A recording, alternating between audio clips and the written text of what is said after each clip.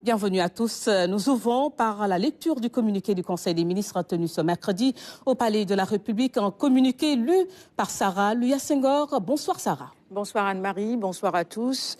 Le Conseil des ministres s'est tenu ce mercredi 29 octobre 2025 sous la présidence de son Excellence, M. Bassirou Diomaye Diakhar Faye, président de la République. Au titre de la communication du président de la République, le chef de l'État a fait une communication portant sur les points suivants. Hommage de la nation au professeur Amadou Mahtar Mbow. Le président de la République a introduit sa communication en saluant la mémoire de feu Amadou Mahtar Mbow, ancien ministre et ancien directeur général de l'UNESCO qui a servi le Sénégal, l'Afrique et le monde, référence dont l'œuvre et les enseignements doivent être vulgarisés. La nation lui a rendu un vibrant hommage.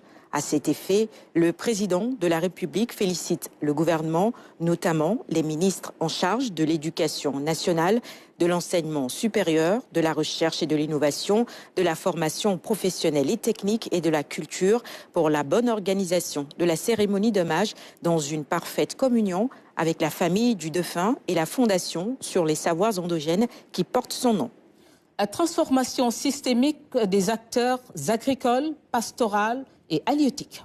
Relativement à la tenue de la première réunion du Conseil national d'orientation agro-silvopastorale et halieutique, le président de la République félicite le gouvernement et l'ensemble des parties prenantes pour leur mobilisation collective dans le cadre des concertations et la finalisation, 20 ans après, dans une approche intégrée et prospective, des recommandations et propositions consensuelles sur un nouveau projet de loi agro-silvopastoral et halieutique consolidé. Il demande au Premier ministre de faire prendre toutes les dispositions nécessaires pour l'adoption prochaine en Conseil des ministres de ce texte transformateur et de ses décrets d'application. Le président de la République demande également de renforcer la coordination intersectorielle et le renouveau des organisations professionnelles d'agriculteurs, d'éleveurs, de pêcheurs et d'exploitants forestiers. Il indique en outre l'importance de professionnaliser les métiers, de renforcer les compétences des jeunes impliqués, d'assurer la montée en puissance de la protection sociale des acteurs du secteur primaire et d'accélérer les réformes indiquées du foncier afin d'assurer un financement soutenu du système agro-silvopastoral. À cet égard, il instruit le ministre des Finances et du Budget en relation avec les ministres concernés, de lui faire parvenir des propositions pragmatiques relatives à la mise en place d'un fonds de recherche et de développement agro-silvopastoral, forestier et halieutique. Au demeurant, il préconise pour le secteur primaire la réforme du modèle de crédit agricole, la maîtrise des statistiques, le renforcement de l'accompagnement des femmes actives, l'accélération de la généralisation, de la digitalisation et la facilitation des formalités administratives. Il rappelle enfin l'impératif pour le gouvernement de définir une stratégie intégrée de formation et de valorisation des produits locaux et une doctrine consensuelle et efficace de promotion du consommé local. Maîtrise stratégique de la commande publique. Considérant que l'exécution de la commande publique dans l'efficacité, l'efficience et la transparence constitue une opportunité majeure d'accélérer le redressement et la relance économique, le président de la République demande au Premier ministre, aux membres du gouvernement et au ministre, secrétaire général de la présidence de la République, de prendre toutes les mesures idoines afin d'assurer l'exécution dans toutes les structures publiques et parapubliques des plans de passation de marché conformément aux procédures impératives indiquées par le Code des marchés publics. Se félicitant du lancement du processus de dématérialisation des dossiers d'appel d'offres par l'autorité de régulation de la commande publique, ARCOP, il demande aux autorités contractantes de faciliter la mise en œuvre de cette stratégie d'optimisation du calendrier d'exécution des marchés et à chaque ministre de tenir, avant la fin de l'année 2025, une conférence sur l'exécution des marchés de 2025 et sur la planification de ceux prévus en 2026. Renforcement de l'autonomisation économique des femmes. Le chef de l'État exprime son attachement au renforcement permanent de l'autonomisation économique des femmes Malgré le fait qu'elles représentent l'un des groupes les plus vulnérables, les femmes contribuent significativement au développement et à la stabilité sociale.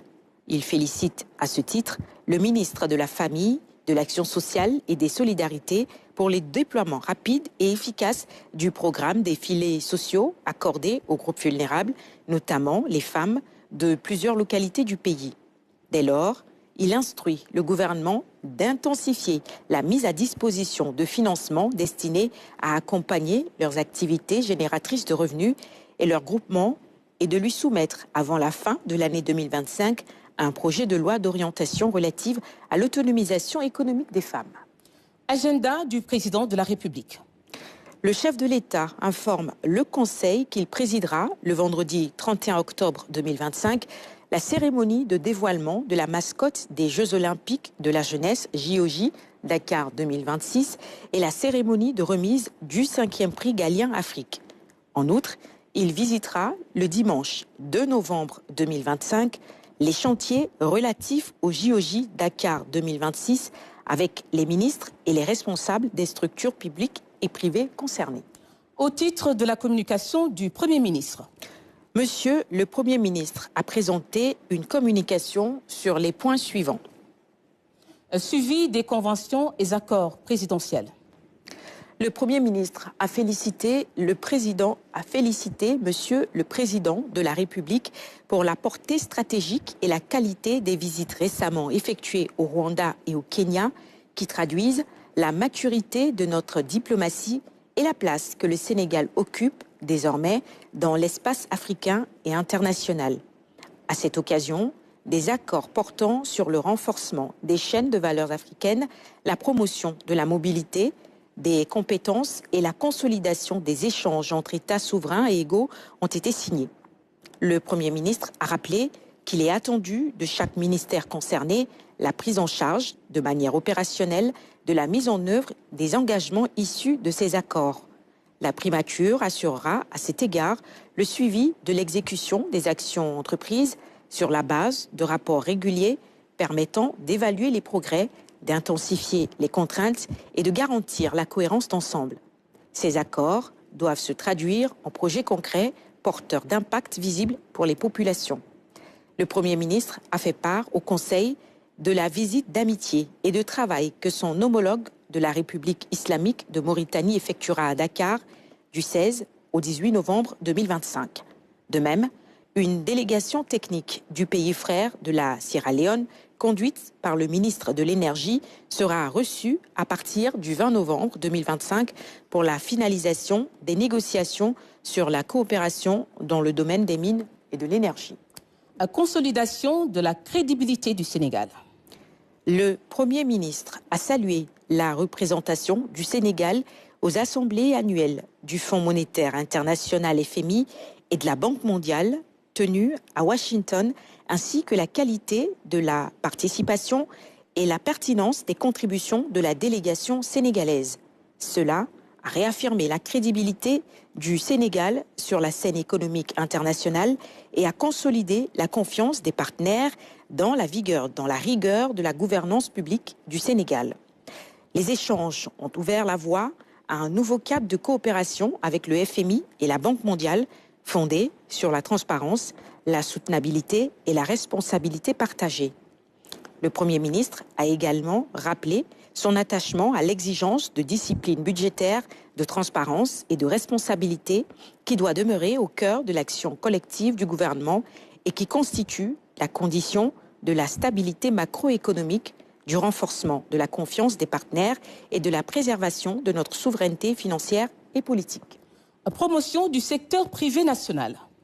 Le Premier ministre a indiqué la volonté du président de la République de faire du secteur privé national un levier central du développement économique et social du Sénégal, exprimé dans son premier message à la nation le 3 avril 2024 et réitéré à l'occasion du Conseil des ministres du 3 septembre 2025, avec notamment le lancement prochain de l'initiative Sous nos champions. Le Premier ministre a souligné que dans la mise en œuvre de l'agenda national de transformation Sénégal 2050 et du plan de redressement économique et social, le secteur privé a été pleinement impliqué à toutes les étapes du processus. Il a salué la disponibilité et l'engagement du secteur privé national à relever les défis liés à la création de richesses et d'emplois, ainsi qu'à la formation professionnelle de la jeunesse et à contribuer à l'instauration d'un climat de paix et de stabilité dans le pays. Le secteur privé est disposé à être le principal allié de l'État pour les investissements dans les secteurs prioritaires et la promotion des pôles industriels territoriaux et des filières et chaînes de valeur prioritaires, axe déterminant de la politique gouvernementale. Pour le Premier ministre, il convient de bâtir une alliance forte entre l'État et le secteur privé national dans le but de faire émerger de véritables champions économiques capables de contribuer à la transformation du Sénégal au bénéfice des entreprises et des ménages. Pour ce faire, le secteur privé national doit davantage se structurer au moment où l'État a déjà entamé des réformes permettant d'aménager un environnement juridique et institutionnel adéquat pour l'investissement.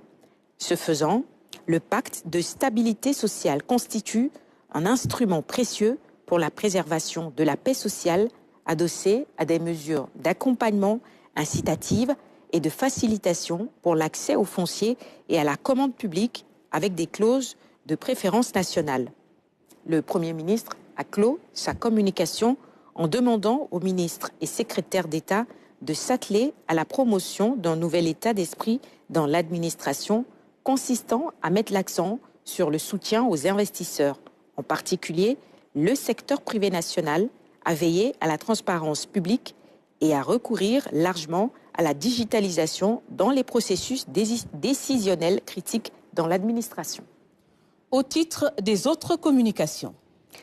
Madame le ministre de la Jeunesse et des Sports a fait une communication sur les stages de préparation des athlètes en vue des Jeux Olympiques de la Jeunesse Dakar 2026 et le projet de mise en place d'un centre de haute performance sportive. Monsieur le directeur général de l'ARCOP a fait un exposé sur les procédures de passation des marchés publics. Au titre des textes législatifs et réglementaires. Le Conseil a examiné et adopté le projet de décret relatif aux modalités d'application de la loi numéro 2025-12 du 3 septembre 2025 portant création de l'Office national de lutte contre la corruption OFNAC. Le projet de décret portant application de la loi numéro 2025-13 du 3 septembre 2025 relative à la déclaration de patrimoine. Le projet de décret portant application de la loi numéro 2025-14 du 4 septembre 2025 portant statut et protection des lanceurs d'alerte. Le projet de décret fixant les règles d'organisation et de fonctionnement de la Commission nationale d'accès à l'information. Au titre des mesures individuelles. Le président de la République a pris la décision suivante. Monsieur Demba Traoré, magistrat en service à la Cour suprême, matricule de solde numéro 601 590 K, est nommé directeur général de la surveillance et du contrôle de l'occupation du sol en remplacement du colonel Amadou Ousmane Ba. Vous venez donc de suivre à l'instant la lecture du communiqué du Conseil des ministres tenu ce mercredi. Nous restons toujours au Palais de la République.